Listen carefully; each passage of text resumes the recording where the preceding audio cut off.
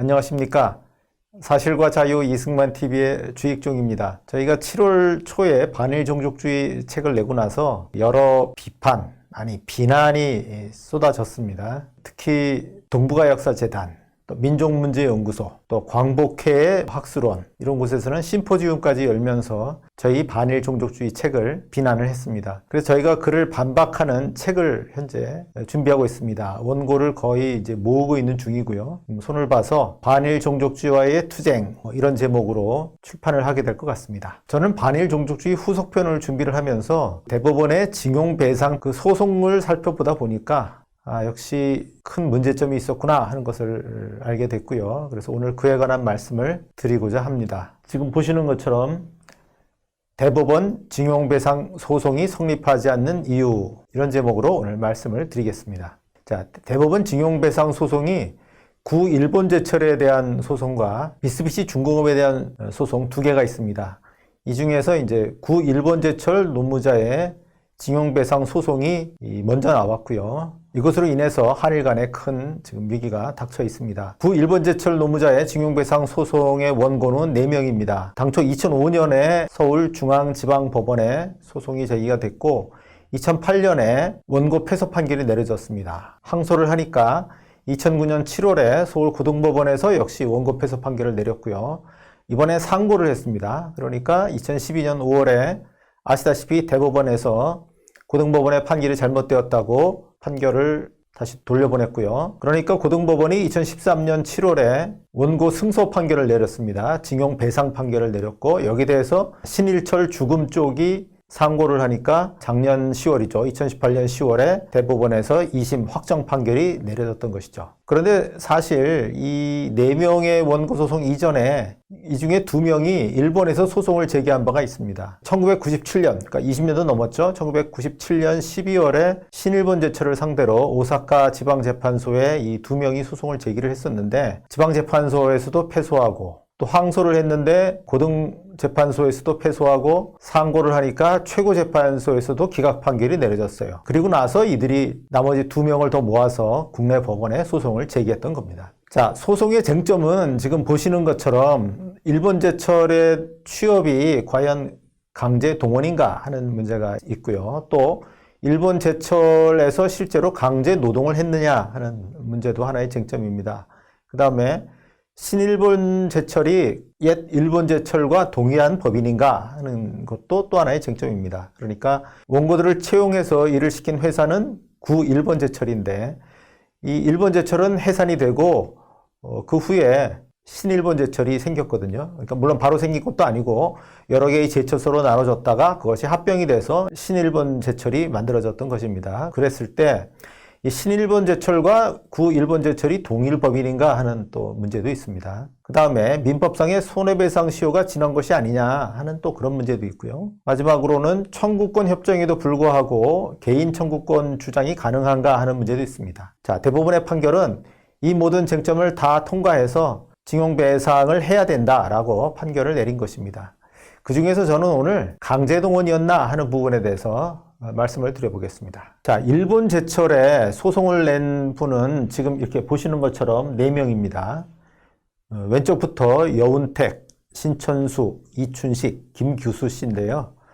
대개 20년대 생이고요. 그러니까 제일 빠른 분이 1923년생이고 제일 늦은 분이 29년생입니다. 이 중에 3분은 돌아가셨고 지금 이춘식 씨 한 분만 지금 생존해 있습니다. 그런데 제가 그 중에서도 왼쪽에 있는 여운택, 신천수 2분에 대해서는 붉은 박스 표시를 했는데요. 이 2분은 일본과 한국에서 모두 소송을 제기를 했었고요. 또 이들에 대해서는 독립기념관에서 구술 증언을 남긴 게 있어요. 그래서 이들의 사정을, 이들이 어떻게 해서 일본에 가게 됐는지, 또 일본에서 어떤 생활을 했는지에 대해서 이들의 증언을 통해서 소상하게 알 수가 있습니다.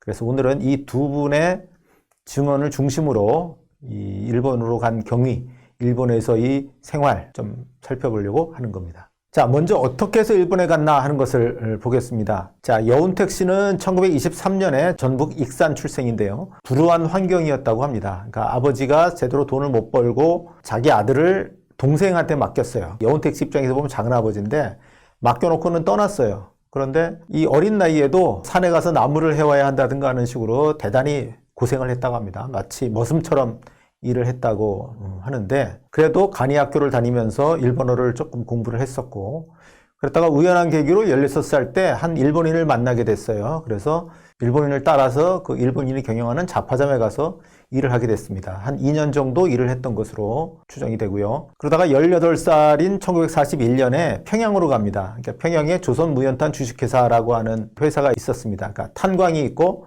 그 탄광에서 이제 석탄을 캐서 무연탄을 제조해서 이제 판매를 하는 그런 회사인데, 가서 기술을 배울 수 있다 하는 얘기를 듣고 따라갔어요. 근데 가보니까 탄을 캐는 일을 시켰어요. 그러니까 원래 얘기하고 다르지 않느냐라고 항의를 해서 주물 작업을 하는 그런 일을 했다고 하고요. 그러나 어쨌든 주물 작업도 쉬운 일은 아니니까 그걸 그만둡니다. 그러면서 이발소의 보조원으로 들어가서 일을 하게 되는데, 이 이발소는 일본인들이 이용하는 그런 이발소입니다. 이발소 손님으로부터 일본 제철에서 공원을 모집한다 하는 이야기를 듣게 됩니다. 그리고 신문 광고에서도 확인을 하게 되고요. 그래서 1943년 9월에 일본 제철의 공원 모집에 응모를 하게 됩니다. 응모한 동기는 기술자가 되겠다 하는 거였고요. 응모를 하면서 일본인 교장의 추천까지 받았습니다. 그 다음에 두 번째로 이 신천수 씨는 1926년에 전남 장성 출생인데요. 집안은 그렇게 가난하진 않았다 그래요. 중층 정도였고, 그래서 4년제 보통학교까지 졸업을 했는데, 이제 아버지가 하는 사업이 실패를 하면서 가세가 기울었고, 그래서 17살 때 집을 나와서 서울로 올라왔다가 친구가 평양에 있다고 해서 그 평양까지 갔다고 합니다. 그런데 평양에서 일본 제철의 공원 모집 벽보를 보게 된 거예요. 역시 기술자가 되겠다는 생각으로 응모를 했습니다. 자, 이렇게 두 사람이 응모를 했는데, 이때 평양에서 100명을 모집하는데 500명이 응모를 했고 약 5대1의 그 높은 경쟁률이었습니다. 그런데 합격을 했어요. 일본어를 할 수 있다 또는 의사소통이 가능하다 하는 점들이 요인이 되지 않았나 하는 생각이 됩니다. 이들은 완전히 자유의사로 일본 제철에 취업을 한 겁니다. 기술자가 되고 싶어서 취업을 한 건데, 이게 여운택 씨의 경우에 특히 그렇습니다. 그러니까 세 가지 점이 있는데요. 첫 번째는 응모 전에 그 이발소 손님이었던 일본인 군속, 그 사람을 통해서 일본인 중위까지 소개를 받습니다. 그래서 그 사람을 만나서 어떻게 하면 좋으냐? 그러니까 여기 있다가 군대에 갈 수가 있다. 그러니 차라리 일본 제철에 응모를 해라.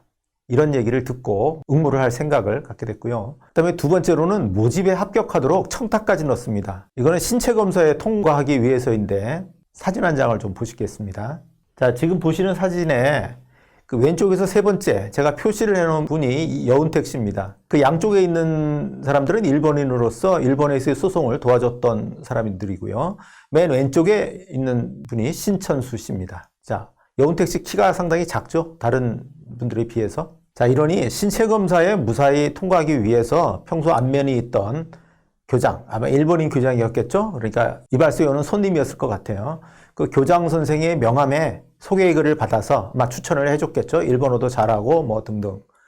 그래서 모집에 응했습니다. 그리고 세 번째는 일본에서 기술을 습득하는 데 큰 기대를 품고 있었기 때문에 일본까지 가는 동안에 도망갈 생각을 안 했다는 거예요. 딱 2년만 고생하자. 그러면 기술자가 돼서 일본이든 조선이든 돌아와서 좋은 대우를 받을 수 있다. 이런 생각으로 일본에 갔던 겁니다. 그러니까 결국 완전히 자유의사로 일본 제철에 취업한 것이다. 이렇게 말씀드릴 수 있겠습니다. 자, 그런데 가보니 강제노동이었다 하는 얘기도 있어요. 그러니까 가보니까 자유롭지는 못했다는 거예요. 그러니까 시키는 대로 일을 안 하면 체벌을 했다 그래요. 감독자가 때리는 거죠. 그런 일들이 있었고, 또 통제도 심해서 처음 6개월 동안은 외출을 못했다. 그 후에도 한 달에 한 번 정도만 외출을 했는데, 그나마 혼자 다니는 게 아니라 여러 명 무리를 지어서 단체 행동을 하고 돌아왔다 하는 겁니다. 그러니까 자유롭지 못했다고 하는 것은 사실로 인정할 수 있을 것 같습니다. 그런데 이에 대해서 여운택 씨는 우리가 속았구나라고 생각을 했지만, 다른 사람들, 더 사회물을 먹은 이런 사람들 경우에는 그래 이제 누구한테 항의를 하겠어 라면서 그걸 인정을 했다 그래요. 그 생활을 받아들였다고 하는 거고요. 그런데 이 여운택 씨는 기중기 조작법을 가서 배웠어요. 그래서 기중기를 조작을 하면서 철을 옮기는 그런 작업을 했는데, 일을 잘해서 모범공원상까지 받았다고 합니다. 물론 가보니까 부자유스러웠다. 처음 약속과 달랐다. 이런 얘기가 나올 수 있습니다. 근데 이것은 합법적인 모집으로 갔는데 가보니까 계약 조건이 당초 들은 거하고 다르더라. 그러니까 계약 위반이죠. 계약 위반이라고 하는 그런 문제인 것이지 아예 계약도 아니고 불법적으로 강제 동원한 거 이거하고는 다른 것이죠. 그러니까 가본이 강제 노동이었다. 그래서 배상해야 된다. 이것은 성립하지 않습니다. 자, 강제 동원에 대해서 배상을 해야 하나 하는 문제를 생각을 해보겠습니다. 자, 좀 전에 말씀드렸지만 자유의사로 갔습니다. 갔는데 근무 조건이 좀 달랐다. 이거는 이제 민사 문제고 불법적인 식민 지배로 인한 피해 문제 뭐 이런 게 아니라는 거죠. 여운택 씨와 신천수 씨는 44년 2월에 현원징용됩니다. 현원징용이란 것은 그 작업장 자체가 징용사업장으로 지정이 돼서 이제 임의로 자유롭게 떠날 수가 없는 거예요. 그러니까 징용한 거나 마찬가지가 되는 겁니다. 근데 징용은 물론 강제동원이죠. 그러니까 현원징용이니까 강제동원이 아니냐. 그래서 배상해야 된다. 이렇게 또 얘기를 할 수도 있겠습니다만 이들 외에 다른 원고, 그러니까 이춘식 씨, 현재 아직까지 생존해 있는 그 이춘식 씨의 경우에는 일본 제철에 노무자로 갔다가 44년도에 징병이 됐는지 군속이 됐는지 해서 일본 제철을 떠납니다. 떠나서 포로감시월이 됐는데 그럼에도 대법원은 일본 제철에 대해서 배상하라고 판결을 내렸습니다. 그러니까 한국 대법원의 입장은 뭐냐면 현원징용이 됐다 이런 거를 중요시하는 게 아니라 일본에 간 것 자체를 강제동원으로 보는 겁니다. 그런데 그런 식으로 본다면 여운택 씨와 신천수 씨가 일본에 간 것은 완전히 자유의사로 간 거기 때문에 강제동원으로 볼 수 없다 하는 거죠. 네, 정리를 해보겠습니다. 징용배상 소송은 성립하지 않습니다.